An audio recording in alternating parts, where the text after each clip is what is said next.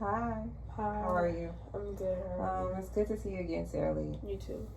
Before we begin, I want to review some confidentiality and informed consent with you.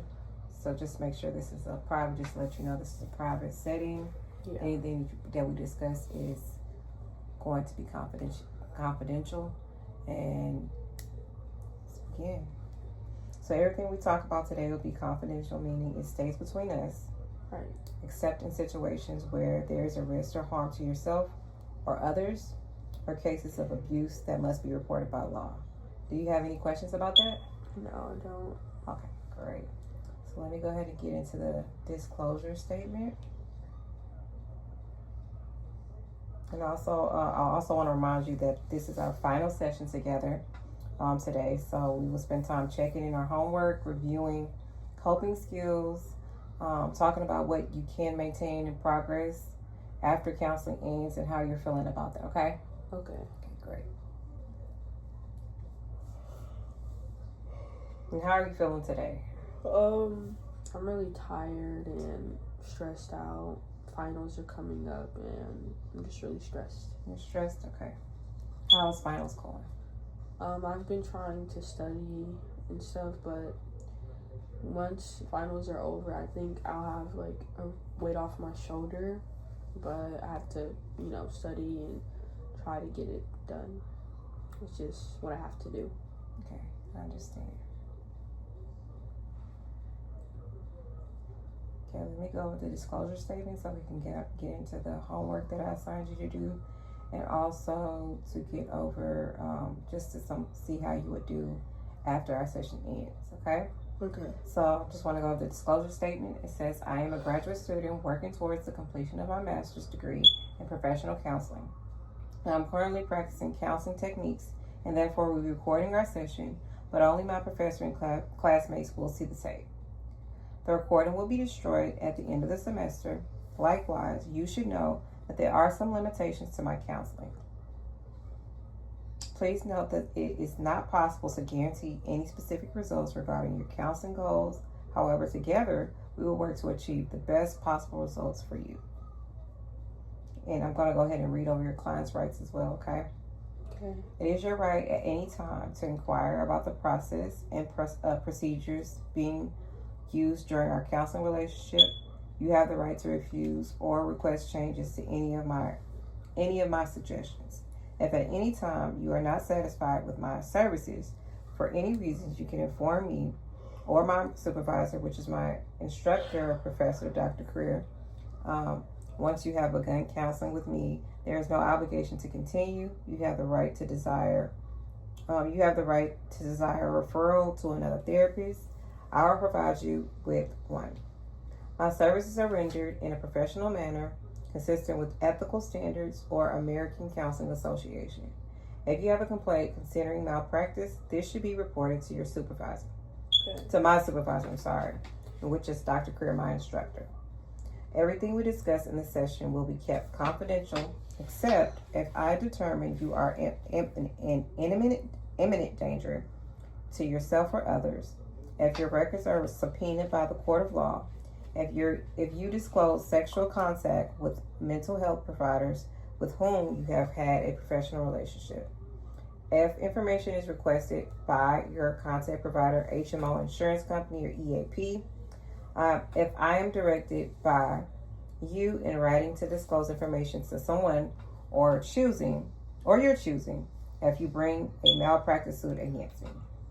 You are also aware that this session may be recorded. This recording is for benefit of my evaluation, and if recorded, will only be viewed by my instructor and classmates. This recording will be destroyed upon completion of this course. By your signature below, you are indicating that you have read and understand the agreement to this agreement. Agree to this agreement. Okay, if you don't mind signing here for me. Right here. We're going to put that down. And signature and date.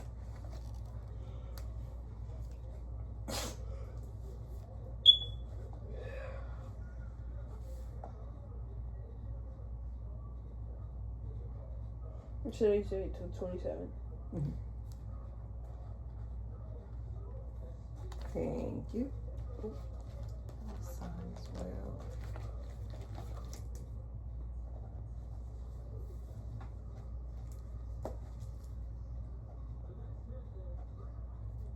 Okay.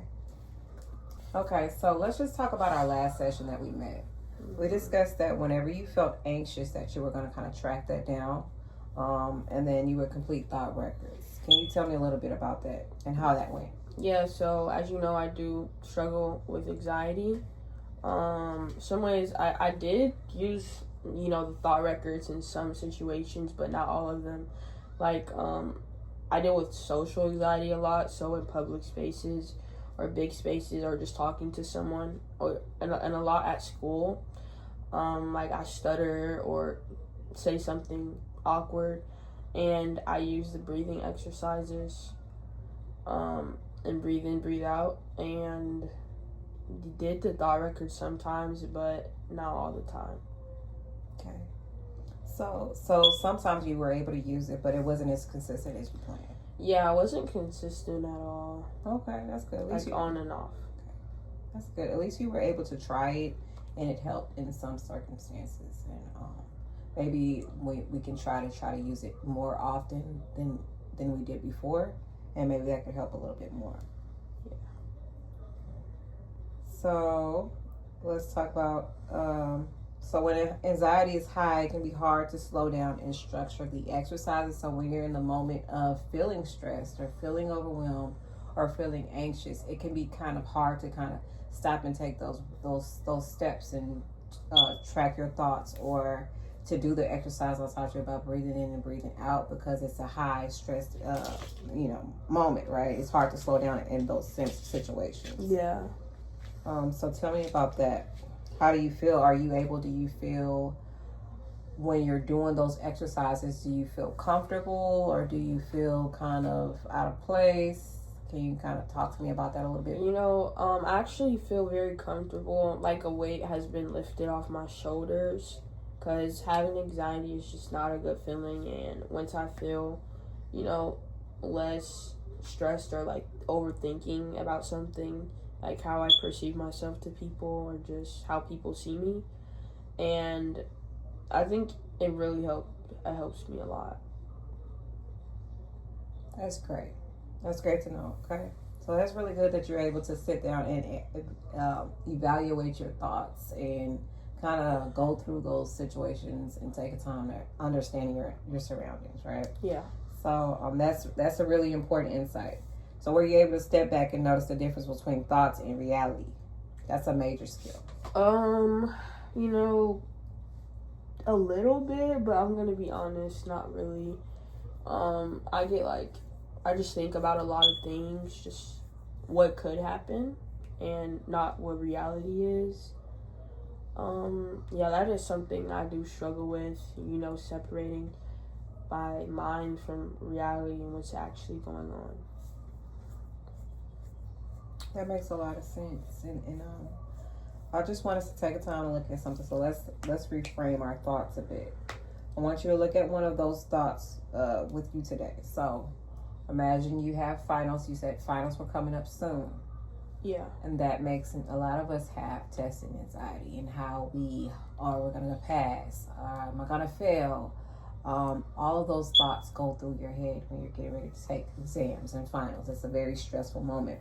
So I want us to look at those thoughts today. Can you share an example of an anxious thought that you had this week?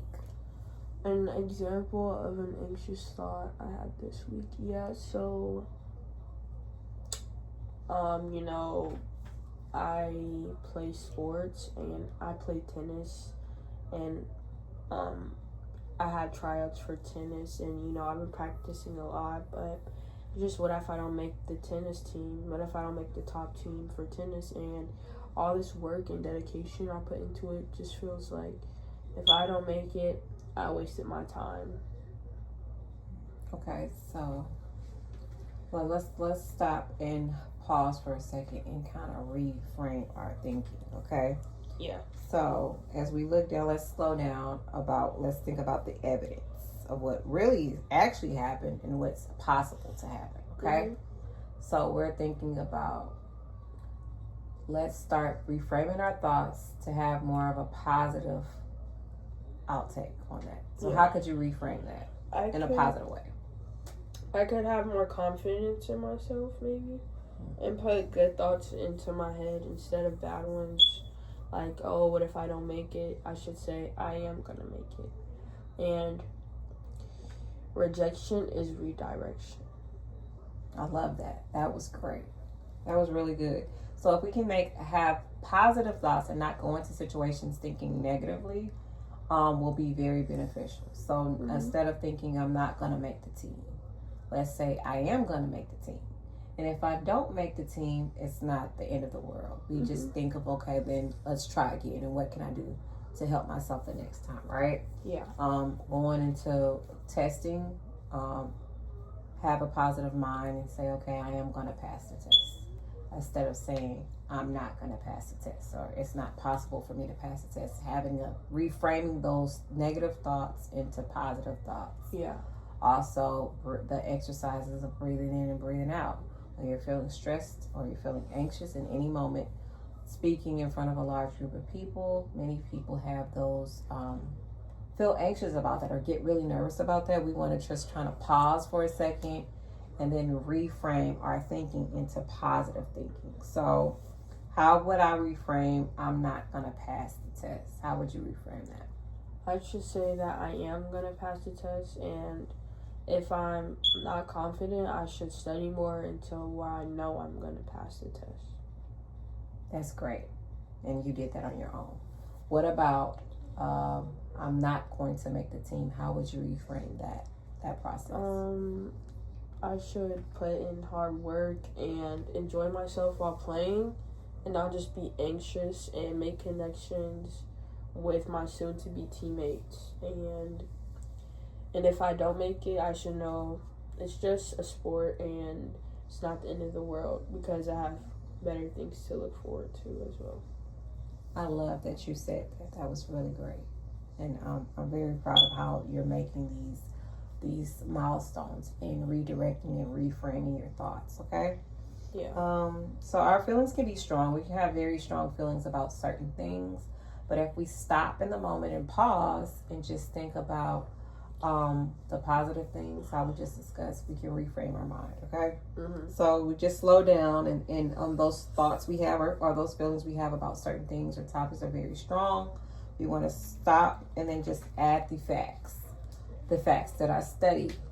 Did I practice hard? Am I going into the test feeling confident? Am I going into these tryouts feeling confident? Did I give my all before thinking that I will not pass, or I cannot pass, or I will not make the team, or I cannot make the team, okay?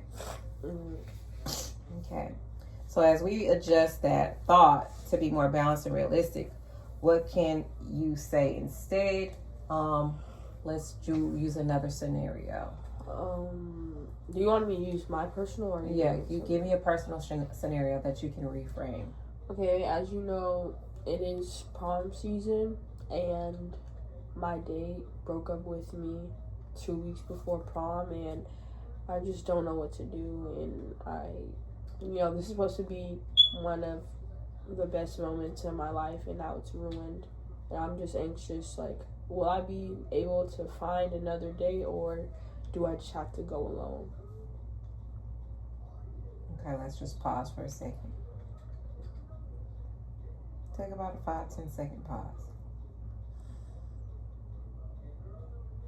Now, let's reframe what you just said into making it more positive. Yeah. Okay, maybe instead of thinking that I won't enjoy myself at prom because of a boy, maybe I should think about having a good time with my friend instead, and take my mind off of it before prom by doing things I enjoy, like playing tennis or hanging out with my best friends. That was really great. Okay, so that was a really strong reframe.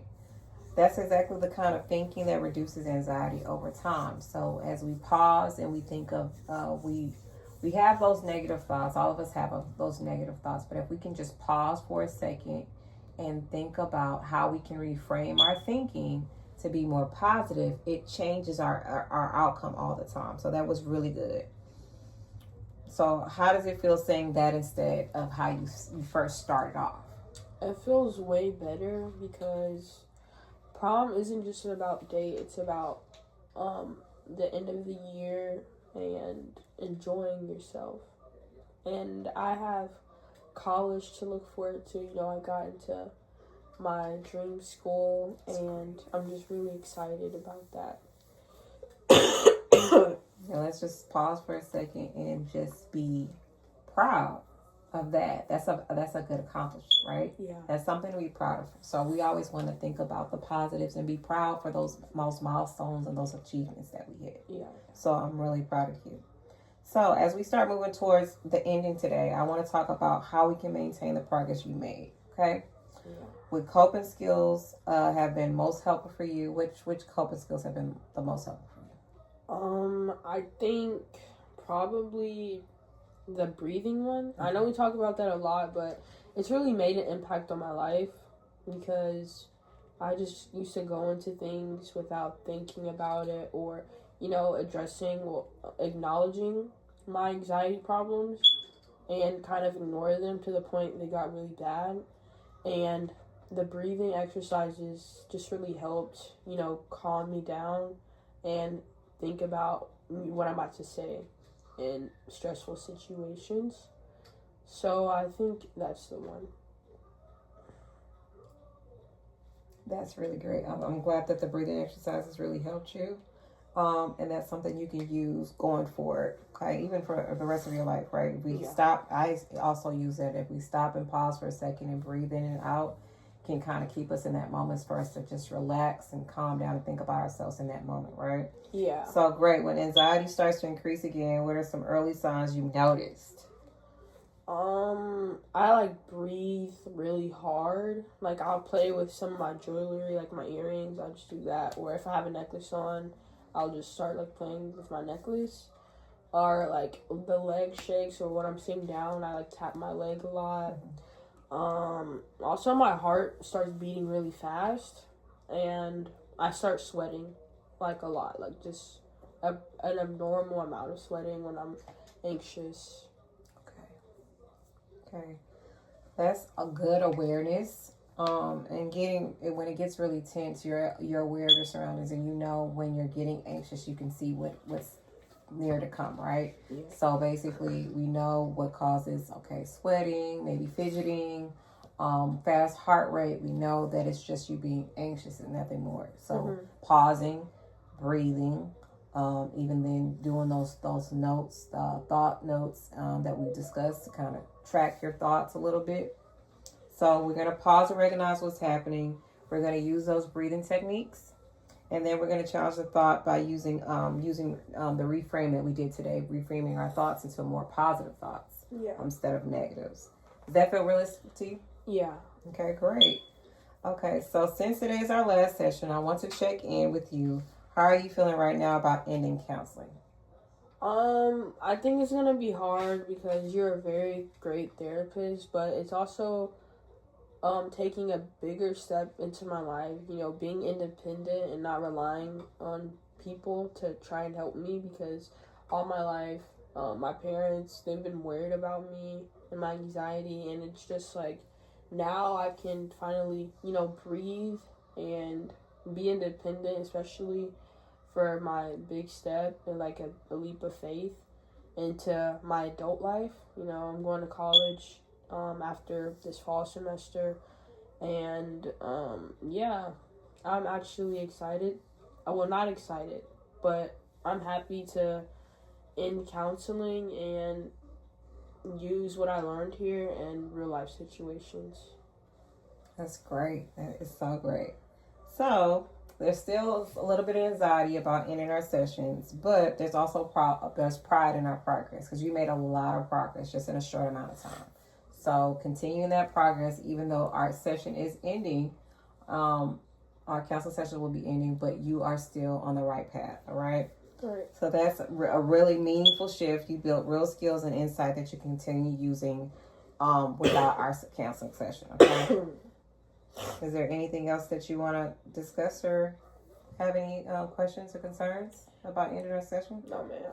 Okay, so that's a big accomplishment that you're doing these things and you're doing. You should be proud about getting ready to go off to school. You're doing these steps and using these techniques on your own. Yeah. So I'm really, very proud of you. Okay, so one thing I would like to highlight is your willingness to try new skills when it felt uncomfortable. The effort really made a difference in your progress. So trying something new, even though you felt uncomfortable and out of place, and just giving yourself some time to kind of adjust your thoughts and reframe your thinking is so important, and you did a really amazing job with that. As we end today, and that's a very powerful takeaway. As we end today, I want you to remember you can have these tools you can use. You have insight into your thinking patterns, and you have the ability to manage challenges moving forward. It's been really good working with you. Do you have any final thoughts before we end? No, ma'am, that's it. Great. Okay. You're so welcome, and I wish you the best moving forward. So take care of yourself, okay? Thank you. You Okay. too.